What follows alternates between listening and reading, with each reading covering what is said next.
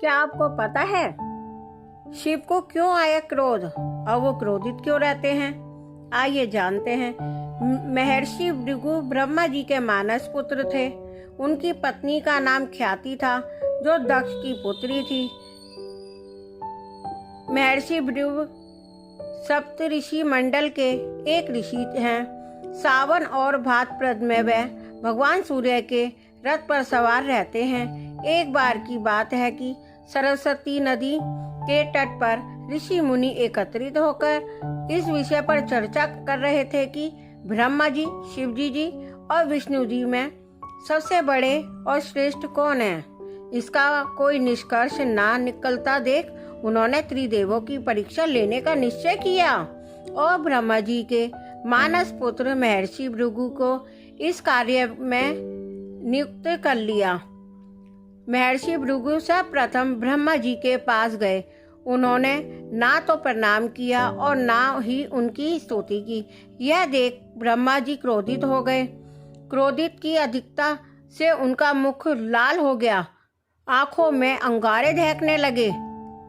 लेकिन फिर यह सोचकर कि यह उनके पुत्र हैं, उन्होंने हृदय में उठे क्रोध के आवेश को विवेक बुद्धि में दबा लिया। वहां से महर्षि भृगु कैलाश गए।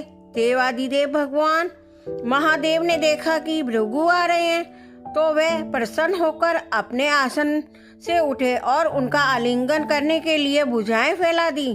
किंतु उनकी परीक्षा लेने के लिए भृगु मुनि उनका आलिंगन अस्वीकार करते हुए बोले, महादेव, आप सदा वेदों और धर्म की मर्यादा का उल्लंघन करते हैं। दुष्टों और पापियों को आप जो वरदान देते हैं उनसे सृष्टि का भयंकर संकट आ जाता है। इसलिए मैं आपका आलिंगन कदापि नहीं करूंगा। उनकी बात सुनकर भगवान शिव क्रोध से तिलमिला उठे। उन्होंने जैसे ही त्रिशूल उठाकर उन्हें मारना चाहा, वैसे ही भगवती सती ने बहुत अनुज्ञा विनय कर किसी प्रकार से उनका क्रोध शांत किया। इसके बाद भृगु मुनि के बैकुंठ लौट गए। उस समय भगवान श्री विष्णु देवी लक्ष्मी की गोद में सर रखकर लेटे थे। भृगु ने जाते ही उनके वक्ष पर एक तेज लात मारी। भक्त वत्सल भगवान विष्णु शीघ्र ही अपने आसन से उठ खड़े हुए और उन्होंने प्रणाम करके उनके चरण सहलाते हुए बोले, भगवान, आपके पैर पर चोट तो नहीं लगी? कृपया इस आसन पर विश्राम कीजिए। भगवान, मुझे आपके शुभ आगमन का ज्ञान न था, इसलिए मैं आपका स्वागत नहीं कर सका। आपके चरणों का स्पर्श तीर्थों को पवित्र करने वाला है। आपके चरणों के स्पर्श से मैं आज धन्य हो गया। भगवान विष्णु का यह प्रेम व्यवहार देखकर महर्षि ऋषि की आंखों से आंसू बहने लगे।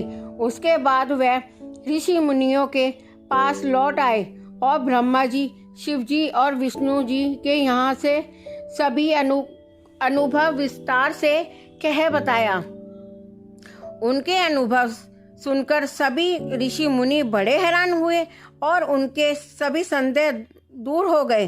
तभी वे भगवान विष्णु से को सर्वश्रेष्ठ मानकर उनकी पूजा अर्चना करने लगे।